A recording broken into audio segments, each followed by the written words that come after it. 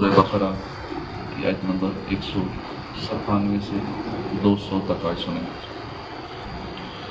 اعوذ باللہ من الشیطان الرجیم، بسم اللہ الرحمن الرحیم۔ الحج اشہر معلومات، فمن فرض فیہن الحج فلا رفث ولا فسوق ولا جدال في الحج وما تفعلوا من خير يعلمه الله وتزودوا فإن خير الزاد التقوى واتقون يا أولي الألباب۔ اللہ کے نام سے شروع، جو نہایت مہربان رحمت والا۔ ترجمہ کنز العرفان۔ حج چند معلوم مہینے ہیں، تو جو ان میں حج کی نیت کرے تو حج میں نہ عورتوں کے سامنے صحبت کا تذکرہ ہو اور نہ کوئی گناہ ہو اور نہ کسی سے جھگڑا ہو، اور تم جو بھلائی کرو اللہ اسے جانتا ہے، اور ذات راہ ساتھ لے لو، بس سب سے بہتر ذات راہ یقیناً پرہیزگاری ہے، اور اے عقل والو مجھ سے ڈرتے رہو۔ الحج اشہر معلومات، حج چند معلوم مہینے۔ حج کی چند احکام بیان کرنے کے بعد یہاں مزید حج کے احکام و آداب بیان کی جا رہے ہیں۔ فرمایا گیا کہ حج کے چند مشہور اور معروف مہینے یعنی شوال، ذوالقعدہ اور ذوالحجہ کے 10 دن۔ حج کے ارکان صرف 7ویں ذوالحجہ سے 12ویں تک ادا ہوتے ہیں۔ اصل حج یہ 5 دن ہی ہے۔ لوگ اس کو ٹینشن لے جاتے ہیں کہ 40 دن جانا ہے، 30 دن جانا ہے، تو شاید 30 دن ہی بہت مشقت والا کام ہے۔ بس یہ 5 دن ہوتے ہیں جو مین دن ہے حج کے۔ مگر شوال، ذوالقعدہ وہ بھی حج کے مہینے اسی لیے کہا گیا کہ ان میں احرام باندھنا بلا کراہت جائز ہے، اور ان سے پہلے حج کا احرام باندھنا مکروہ ہے۔ فمن فرض فیہن الحج، تو جو ان میں حج کو لازم کر لے، یعنی جو شخص احرام باندھ کر یا ہدی کا جانور چلا کر حج کو اپنے اوپر لازم کر لے، اس پر یہ چیزیں لازم ہیں۔ رفث سے بچنا، رفث سے مراد ہے کہ ہم بستری کرنا یا عورتوں کے سامنے اس کا ذکر کرنا یا فحش کلام کرنا، البتہ نکاح کر سکتا ہے۔ فسوق سے بچنا، فسق کا معنی ہے گناہ اور برائی کے کام۔ جدال سے بچنا، جدال سے مراد ہے اپنے ہم سفروں سے یا خادموں سے یا غیروں سے جھگڑنا، یہ منع ہے۔ لیکن یہ کام بھی وہاں دیگر گناہوں کے سلسلے بھی ہو رہے ہوتے ہیں، اور یہ لڑائی جھگڑا تو یہ تو ویسے وہاں گرمی کی وجہ سے، رش کی وجہ سے، پیاس کی وجہ سے، تھکاوٹ کی وجہ سے موڈ خراب ہوتا ہے لوگوں کا، لڑائی جھگڑا کرتے ہیں، بھول جاتے ہیں اس آیت کو کہ اللہ پاک نے جدال سے منع فرمایا۔ کعبہ شریف کے قریب کتنی لڑائیاں دیکھنے کو ملتی ہیں کہ صف میں مجھے جگہ نہیں دی، اس کو جگہ دی، میں یہاں گھسوں گا، اس بات بھی ہاتھا پائی شروع ہو جاتی ہے، گالی گلوچ شروع ہو جاتی ہے۔ یہ نہیں دیکھتے میں کعبے کے سامنے کھڑا ہوں، مطاف کے اندر کھڑا ہوں، لیکن جس کی یہاں تربیت نہیں ہے وہ وہاں جا کے بھی وہی حرکتیں یہاں والی کرتا ہے۔ یاد رہے کہ گناہ کے کام اور لڑائی جھگڑے تو ہر جگہ ہی منع ہے، لیکن چونکہ حج ایک عظیم اور مقدس عبادت ہے، اس لیے اس عبادت کے دوران ان سے بچنے کی بطور خاص تاکید کی گئی۔ وَمَا تَفْعَلُوا مِنْ خَيْرٍ، اور تم جو بھلائی کرو، برائیوں کی ممانعت کے بعد نیکیوں کی ترغیب دی گئی کہ بجائے فسق کے تقویٰ اور بجائے لڑائی جھگڑے کے اخلاق حمیدہ اختیار کرو۔ وَتَزَوَّدُوا، اور زاد راہ لے لو۔ شان نزول، بعض یمنی لوگ حج کے لیے پیدل بغیر سامان سفر کے روانہ ہوتے تھے اور اپنے آپ کو متوکل کہتے تھے، یعنی توکل کرنے والا کہتے تھے، اور مکے میں پہنچ کے لوگوں سے مانگنا شروع کر دیتے تھے۔ ابھی بھی ایک تعداد اچھی خاصی کئی ملکوں سے جاتے ہیں، ہمارے بھی بہت سارے جاتے ہیں، بدنام بھی اسی وجہ سے ہو گئے کہ وہاں جا کے مانگتے ہیں۔ ایک تو پروفیشنل بھکاری ہوتے ہیں، اور ایک ہوتے ہیں ویسے مانگتے ہیں، وہ چیزیں پوری نہیں لے کے جاتے۔ فلاں سے مجھے سوئی دے دو، مجھے دھاگا دے دو، مجھے نیل کٹر دے دو، مجھے فلاں چیز دے دو، لوگوں سے ہی چیزیں، ریزر دے دو، کینچی دے دو، چھوٹی چھوٹی چیزیں بھی ساتھ والوں سے، دوسروں سے یہ مانگتے رہتے ہیں۔ یہ چیز اپنے ساتھ لے جائیں، جتنی بھی ضرورت کا سامان ہے، پہلے سے پتہ ہے کہ حج پہ جا رہے ہیں یا عمرے پہ جا رہے ہیں، لیکن چونکہ وہ مانگنے کی عادت ہے اس لیے چیزیں دوسروں سے ہی مانگتے ہیں۔ حالانکہ وہاں تو ایکسٹرا سامان لے کے جائیں کہ دوسروں کی مدد کریں، استعمال کی چیزیں اوروں کو دیں، ثواب حاصل کریں۔ تو بعض یمنی لوگ ایسا کرتے تھے، یہاں سے لے کے کچھ نہیں جاتے تھے، کہتے تھے ہم توکل والے ہیں، ہم متوکل ہیں، اور وہاں جا کے پھر مانگنا شروع کر دیتے تھے۔ اور کبھی غصب اور خیانت کے مرتکب بھی ہوتے تھے، ان کے بارے میں یہ آیت نازل ہوئی اور حکم ہوا کہ سفر کا سامان لے کر چلو، دوسروں پر بوجھ نہ ڈالو اور سوال نہ کرو۔ یہ تمام چیزیں توکل اور تقوی کے خلاف ہیں، اور تقوی بہترین ذات راہ ہے۔ یہ بھی سمجھا دیا گیا کہ جس طرح دنیاوی سفر کے لیے سامان سفر ضروری ہے، ایسے ہی سفر آخرت کے لیے پرہیزگاری کا سامان لازمی ہے۔ ہر سفر کے لیے سامان کی ضرورت پڑتی ہے، جو آخرت کا سفر ہے اس کا سامان پرہیزگاری ہے، تقوی ہے، نیکیاں ہیں۔ وَاتَّقُونِ، اور مجھ سے ڈرو۔ عقل والے کہہ کے اس لیے مخاطب کیا تاکہ لوگوں کو سمجھ آ جائے کہ عقل کا تقاضا خوف الہی ہے، کہ جو عقل مند ہوگا وہ اللہ سے ڈرے گا، جو اللہ سے نہیں ڈرتا گناہ کر رہا ہے سمجھ لیں کہ وہ بے وقوف ہے، اس میں عقل نہیں ہے۔ کہ جو رب سے نہیں ڈر رہا کھل کے گناہ کرتا ہے وہ عقل مند نہیں ہے۔ عقل کا تقاضا یہ ہے کہ اللہ سے ڈرا جائے، جو اللہ سے نہ ڈرے وہ بے عقلوں کی طرح ہے۔ عقل وہی ہے جو اللہ سے خوف پیدا کرے، اور جس عقل سے آدمی بے دین ہو وہ عقل نہیں ہے، بے عقلی ہے۔ ابو جہل بے عقل تھا، حضرت بلال عقل مند تھے۔ لیس علیکم جناح ان تبتغوا فضلا من ربکم فاذا افضتم من عرفات فاذكروا الله عند المشعر الحرام واذكروه كما هداكم وإن كنتم من قبله لمن الضالين۔ اور تم پر کوئی گناہ نہیں کہ تم اپنے رب کا فضل تلاش کرو، تو جب تم عرفات سے واپس لوٹو تو مشعر حرام کے پاس اللہ کو یاد کرو اور اس کا ذکر کرو، کیونکہ اس نے تمہیں ہدایت دی ہے، اگرچہ اس سے پہلے تم یقیناً بھٹکے ہوئے تھے۔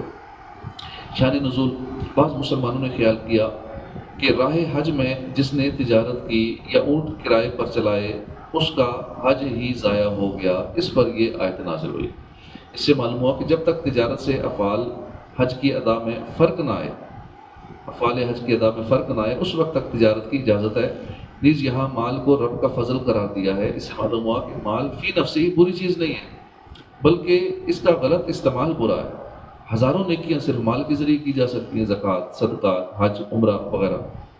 فَإِذَا أَفَضْتُم مِّنْ عَرَفَاتٍ، تو جب تم عرفات سے واپس لوٹو۔ عرفات ایک مقام کا نام ہے جو حج میں ٹھہرنے کی جگہ ہے، جس کو وقوف کہتے ہیں، وقوف عرفات۔ وقوف یعنی ٹھہرنا، ٹھہرنے کی جگہ، عرفات میں ٹھہرنا۔ مشہور مفسر ضحاک، ان کا قول ہے کہ حضرت آدم علیہ السلام اور حضرت حوا رضی اللہ تعالیٰ عنہ جدائی کے بعد 9 ذوالحجہ کو عرفات کے مقام پر جمع ہوئے، اور دونوں نے ایک دوسرے کو پہچانا، اس لیے اس دن کا نام ہے عرفہ، یوم عرفہ، اور اس مقام کا نام ہے عرفات۔ ایک قول یہ کہ چونکہ اس روز بندے اپنے گناہ کو اعتراف کرتے ہیں، اس لیے اس دن کا نام عرفہ ہے۔ حاجی کے لیے 9 ذوالحجہ کے زوال آفتاب سے لے کر 10 ذوالحجہ کی صبح صادق سے پہلے تک کم از کم ایک لمحے کے لیے عرفات میں وقوف فرض ہے۔ عرفات میں ایک لمحے کے لیے، ایک سیکنڈ کے لیے کوئی ٹھہر گیا وہ حاجی ہو جاتا ہے، چاہے اس دوران اوپر سے گزر جائے، جہاز سے بھی گزر جائے اس مقام سے، تو وہ حاجی ہو گیا۔ اور 9 تاریخ کو اتنی دیر وقوف کرنا کہ وہیں سورج غروب ہو جائے، یہ واجب ہے۔ 9 تاریخ کو اتنا وہاں ٹھہرنا، سورج غروب ہو جائے، یہ واجب ہے، لیکن لوگ وہاں افراتفری میں سورج غروب ہونے سے پہلے نکل رہے ہوتے ہیں، لاکھوں لوگ پہلے جا رہے ہیں، حالانکہ سورج غروب ہونے کا انتظار کرنا چاہیے۔ عند المشعر الحرام، مشعر حرام کے پاس۔ مشعر حرام مزدلفہ میں وہ جگہ ہے جہاں امام حج وقوف مزدلفہ کرتا ہے۔ مزدلفہ میں واقع وادی مقصر کے سوا تمام مزدلفہ وقوف کا مقام ہے۔ مزدلفہ میں رات گزارنا سنت ہے، اور فجر کا وقت شروع ہونے سے لے کر طلوع آفتاب کے دوران کم از کم ایک لمحے کے لیے وہاں ٹھہرنا واجب ہے۔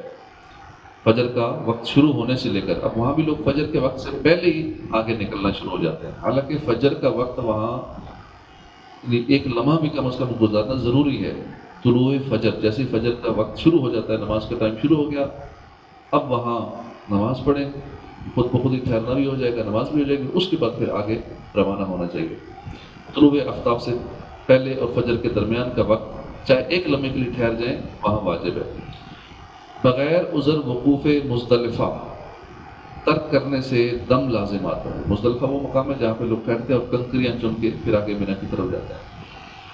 کھلے آسمان تلے سارے حاجی لیٹے ہوتے ہیں، اور مشرق حرام کے پاس وقوف افضل ہے۔ مزدلفہ میں وقوف کے دوران تلبیہ، تحلیل، تکبیر، ثنا، دعا وغیرہ میں مشغول رہنا چاہیے۔ 9 ذوالحجہ کو مزدلفہ میں نماز مغرب و عشاء کو ملا کر عشاء کے وقت میں پڑھنا ہوتا ہے۔ عشاء کے ٹائم میں مغرب اور عشاء پڑھنی ہوتی ہے مزدلفہ میں، اور یوں سمجھ لیں کہ مغرب عشاء کے وقت میں پڑھنی ہے، ملا کے جب وہاں پہنچ جائیں اور تھوڑا سا وہاں ٹھہریں، اس کے بعد فجر کا ٹائم شروع ہو جائے، جب فجر پڑھ کے پھر آگے روانہ ہو جائیں تو سارے معاملات وہاں کے مکمل ہو جائیں گے مزدلفہ کے۔ وَاذْكُرُوهُ، اور اسے یاد کرو۔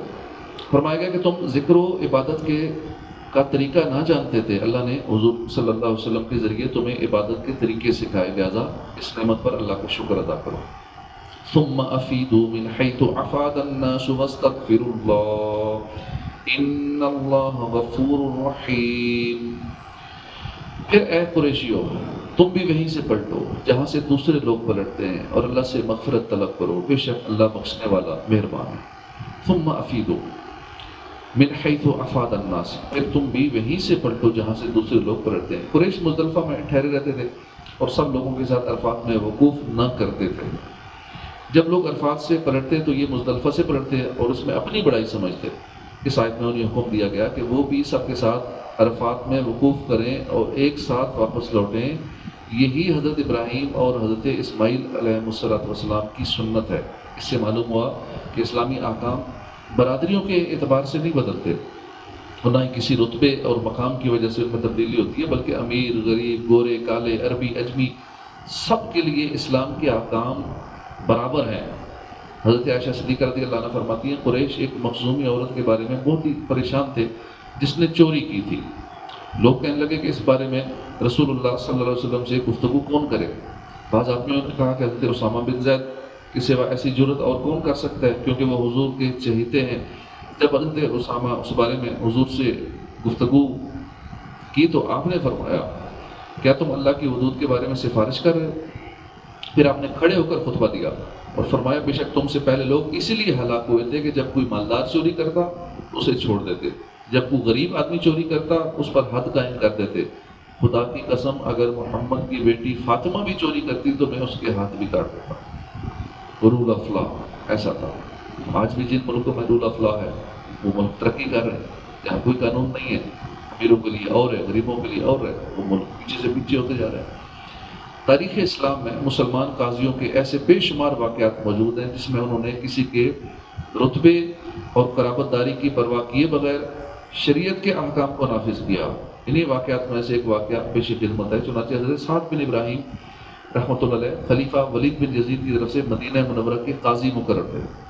ایک مرتبہ ولید نے آپ کو اپنے پاس ملک شام میں بلایا، چنانچہ آپ ایک بااعتماد شخص کو مدینہ منورہ میں قاضی بنا کر خود ملک شام کی جانب چل دیے۔ جب آپ شام کی سرحد پر پہنچے تو آپ کو شہر سے باہر ہی روک دیا گیا اور کافی عرصے تک داخلے کی اجازت نہ ملی۔ ایک رات آپ مسجد میں مصروف عبادت تھے، ایک شخص کو دیکھا کہ نشے کی حالت میں بدمست ہے اور مسجد میں گھوم رہا ہے۔ یہ دیکھ کر آپ نے پوچھا یہ کون ہے؟ لوگوں نے بتایا یہ خلیفہ ولید بن یزید کا ماموں ہے، اس نے شراب پی ہے اور اب نشے کی حالت میں مسجد کے اندر گھوم رہا ہے۔ یہ سن کر آپ کو بہت جلال آیا کہ یہ کتنی دیدہ دلیری سے اللہ کی نافرمانی کر رہا ہے اور اس کے پاک دربار میں ایسی گندی حالت میں بے خوف گھوم رہا ہے۔ آپ نے غلام کو درہ لانے کا حکم فرمایا، غلام نے درہ دیا، کوڑا دیا، درہ لے کر آپ نے فرمایا مجھ پر لازم ہے کہ میں اس پر شرعی سزا نافذ کروں، چاہے یہ کوئی بھی ہو، اسلام میں سب برابر ہے۔ چنانچہ آپ آگے بڑھے اور اس مسجد ہی میں اس کو 80 کوڑے مارے۔ وہ شخص 80 کوڑے کھانے کے بعد نیا زخمی حالت میں خلیفہ ولید بن یزید کے پاس پہنچا۔ خلیفہ نے جب اپنے ماموں کی یہ حالت دیکھی بہت غضبناک ہوا اور پوچھا یہ تمہاری حالت کس نے کی؟ کس نے تمہیں اتنا شدید زخمی کیا؟ اس نے جواب دیا ایک شخص مدینہ منورہ سے آیا ہوا تھا، اس نے مجھے 80 کوڑے سزا دی اور کہا کہ یہ سزا دینا اور حد قائم کرنا مجھ پر لازم ہے۔ خلیفہ نے جب یہ سنا تو اس نے فوراً حکم دیا کہ ہماری سواری تیار کی جائے۔ اسی وقت حکم کی تعمیل ہوئی۔ خلیفہ کو سپاہیوں کو لے کر آپ کے پاس پہنچ گیا اور آپ سے کہا اے ابو اسحاق تو نے میرے ماموں کے ساتھ یہ سلوک کیا، اسے اتنی دردناک سزا کیوں دی؟ حضرت سعد بن ابراہیم نے فرمایا خلیفہ تو نے مجھے قاضی بنایا تاکہ میں شریعت کے احکام نافذ کروں اور اس کی خلاف ورزی کرنے والے کو سزا دو۔ چنانچہ جب میں نے دیکھا کہ سرے عام اللہ کی نافرمانی کی جا رہی ہے اور یہ شخص نشے کی حالت میں اللہ کے دربار میں گھوم رہا ہے اور کوئی اسے پوچھنے والا نہیں، تو میری غیرت ایمانی نے اس بات کو گوارا نہ کیا کہ میں اللہ کی نافرمانی ہوتی دیکھوں اور تمہاری قرابت داری کی وجہ سے چشم پوشی کروں اور شرعی حدود قائم نہ کروں۔ فَإِذَا قَضَيْتُم مَنَاسِكَكُمْ فَاذْكُرُوا اللَّهَ كَذِكْرِكُمْ آبَاءَكُمْ أَوْ أَشَدَّ ذِكْرًا فَمِنَ النَّاسِ مَن يَقُولُ رَبَّنَا آتِنَا فِي الدُّنْيَا وَمَا لَهُ فِي الْآخِرَةِ مِنْ خَلَاقٍ۔ پھر جب اپنے حج کے کام پورے کر لو تو اللہ کا ذکر کرو، جیسے اپنے باپ دادا کا ذکر کرتے تھے بلکہ اس سے زیادہ ذکر کرو۔ اور کوئی آدمی یوں کہتا ہے کہ اے ہمارے رب ہمیں دنیا میں دے دے اور آخرت میں اس کا کچھ حصہ نہیں۔ زمانہ جاہلیت میں عرب حج کے بعد کعبے کے قریب اپنے باپ دادا کے فضائل بیان کیا کرتے تھے۔ اسلام میں بتایا کہ یہ شہرت اور خود نمائی کی بیکار باتیں ہیں، اس کی بجائے ذوق و شوق کے ساتھ ذکر الہی کرو۔ اس آیت سے بلند آواز سے ذکر کرنا اور لوگوں کا اکٹھے مل کر ذکر کرنا دونوں ثابت ہوتے ہیں۔ یہ جو نماز کے بعد ہم بلند آواز سے ذکر کرتے ہیں تو اس سے یہ ثابت ہوتا ہے، کیونکہ عرب لوگ اپنے باپ دادا کا ذکر بلند آواز سے کرتے تھے اور مجمع میں کرتے تھے، تو یہاں بھی ہم بلند آواز سے نماز کے بعد کرتے ہیں، مجمع میں ذکر کرتے ہیں۔ فَمِنَ النَّاسِ مَن يَقُولُ، کچھ لوگ کہتے ہیں۔ آیت کے حصے اور اس کے بعد والی آیت میں دعا کرنے والوں کی دو قسمیں بیان فرمائی گئیں۔ ایک وہ کافر جن کی دعا میں صرف طلب دنیا ہوتی تھی اور آخرت پر ان کا اعتقاد نہ تھا، ان کے بارے میں ارشاد ہوا کہ آخرت میں ان کا کچھ حصہ نہیں۔ دوسرے وہ ایماندار جو دنیا اور آخرت دونوں کی بہتری کی دعا کرتے ہیں۔ یاد ہے کہ مومن اگر دنیا کی بہتری طلب کرتا ہے تو وہ بھی جائز ہے، اور یہ طلب دنیا اگر دین کی تائید اور تقویت کے لیے ہو تو یہ دعا بھی امور دین سے شمار ہوگی۔ لیکن یہ یاد رہے کہ آخرت کو اصلاً فراموش کر کے صرف دنیا مانگنا بہرحال مسلمان کے شایان شان نہیں ہے۔ دنیا کے طلبگاروں اور آخرت کے طلبگاروں کے بارے میں اللہ پاک ارشاد فرماتا ہے، من کان یرید العاجلۃ عجلنا لہ فیہا ما نشاء لمن نرید ثم جعلنا لہ جہنم یصلاھا مذموما مدحورا۔ جو جلدی والی دنیا چاہتا ہے تو ہم جسے چاہتے ہیں اس کے لیے دنیا میں جو چاہتے ہیں جلد دے دیتے ہیں، پھر ہم نے اس کے لیے جہنم بنا رکھی ہے جس میں وہ مذموم مردود ہو کر داخل ہوگا۔ اور جو آخرت چاہتا ہے اور اس کے لیے ایسی کوشش کرتا ہے، وَمَنْ أَرَادَ الْآخِرَةَ وَسَعَىٰ لَهَا سَعْيَهَا وَهُوَ مُؤْمِنٌ فَأُولَٰئِكَ كَانَ سَعْيُهُمْ مَشْكُورًا۔ جو آخرت چاہتا ہے اس کے لیے ایسی کوشش کرتا ہے جیسی کوشش کرنی چاہیے، اور وہ ایمان والا بھی ہو تو یہی وہ لوگ ہیں جن کی کوشش کی قدر کی جائے گی۔